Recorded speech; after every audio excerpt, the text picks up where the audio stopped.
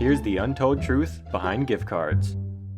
Gift cards catch a lot of flack from people who think they're owed deeply personal, thoughtful gifts from anyone in their life who may be gracious enough to decide to bestow one upon them. Despite these entitled naysayers, however, those little pieces of plastic money have remained the most requested holiday gift for the past 13 years, according to the National Retail Federation. Retailers pocket more than $300 million a year from cards that expire before shoppers get around to using them. The deadline for spending can be as little as 6 months and is often not well advertised. Experts say 1 in 10 cards is never redeemed. 3/4 of shoppers will buy or receive at least one gift card this Christmas, with the average value being $20. Yet actual currency would be more useful as it comes with no strings attached and can be spent at any store, not just a single shopping chain, and doesn't come with a must-spend by deadline. So why are they still so prevalent? And where does the money of all the unused gift cards go?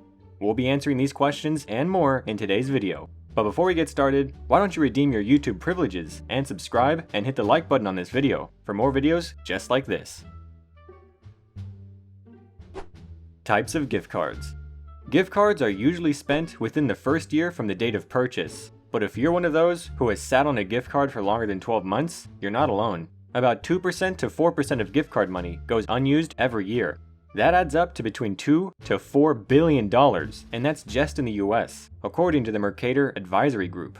Single-store gift cards have been around the longest. Each is redeemable at any location within a single brand or merchant. Some popular single-store gift cards include Amazon gift cards and Target gift cards. The next type of gift card is one that's usable at any of the merchants within a family of stores. The Gap Options gift card, for example, is usable at Gap, Baby Gap, Gap Kids, Gap Maternity, Athleta, Old Navy, and Banana Republic, along with their respective websites.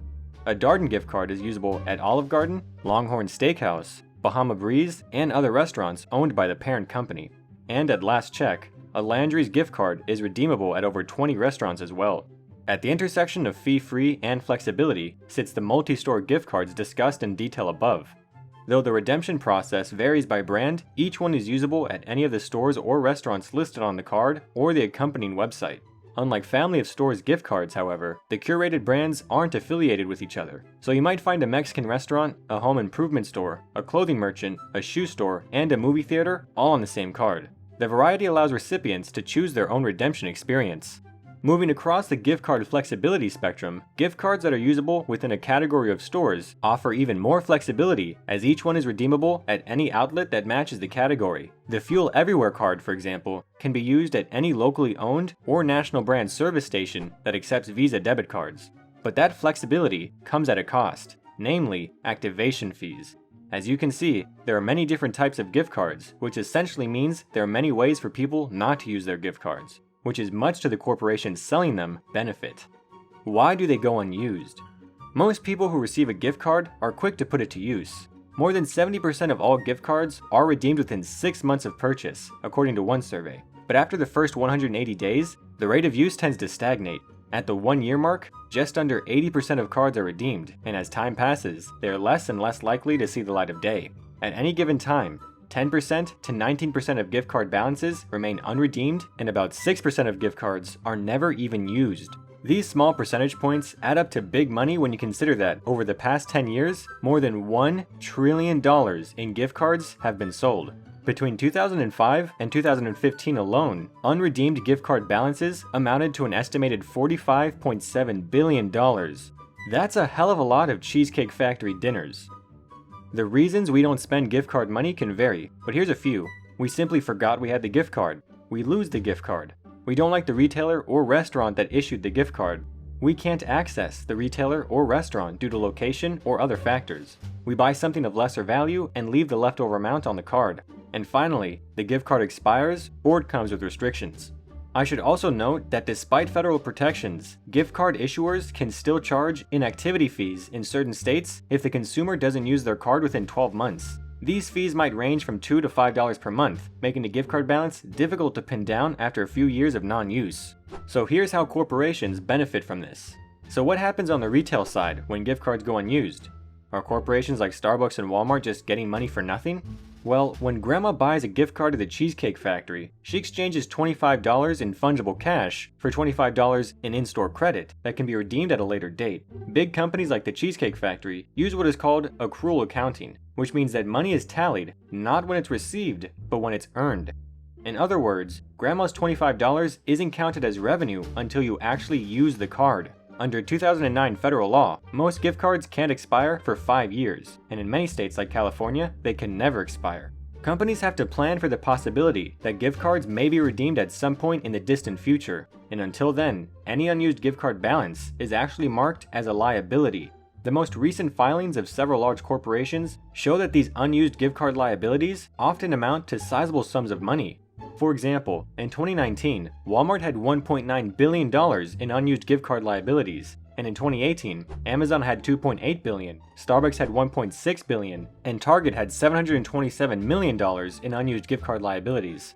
But after a certain amount of time, typically 6 to 24 months, the government also permits companies to turn these liabilities into what's called breakage income. This is the amount of money from gift cards that the company estimates will never be redeemed. In simple terms, that's the amount of money the company is essentially getting for free. For example, let's say for some sick reason, you never spend the $25 gift card to the Cheesecake Factory that Grandma gave you. Your grandma paid the chain $25 and the chain didn't have to give you anything in return. They netted $25 at a 100% profit margin, and you netted yourself a disappointed grandma. In 2017, 5 companies banked over $20 million in breakage income, according to the figures listed in their annual reports. To put this into perspective, here's what this money could have bought the consumers who put their gift card funds to use. Starbucks, $105 million is approximately 57 million cups of coffee. At Best Buy, $37 million is equivalent to 148,000 smart TVs.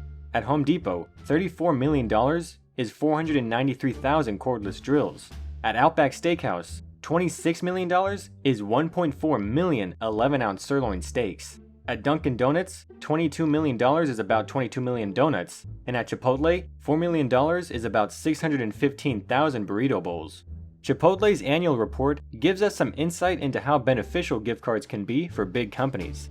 The chain claims that on average, 4% of its gift cards are never used. That means the company gets to pocket $1 out of every $25 gift card purchase at virtually no cost. Some states like Delaware and New York have passed laws that entitle the state to unclaimed property, including gift card money. But by and large, the corporations who issue the cards still get to keep most unused gift card funds. But despite all of this, retailers claim they make more money when consumers spend their cards, and here's why.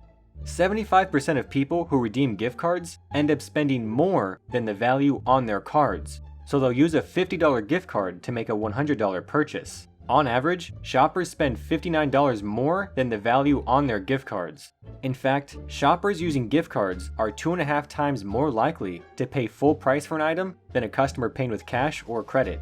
34% of shoppers say a gift card will prompt them to visit a store they otherwise wouldn't have gone to, which is good for new customer adoption.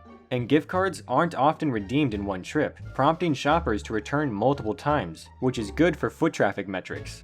None of this means that gift cards are an inherently bad gift, especially those that have a more general application, like Visa or Amazon. But here's the downside. Companies use a complex set of guidelines set by the Federal Accounting Standards Board to determine what amount of breakage a company can claim as revenue.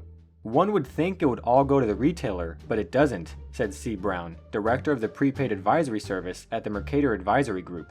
Portions of that, in fact a large portion of that, will go back to the state that the company is incorporated in.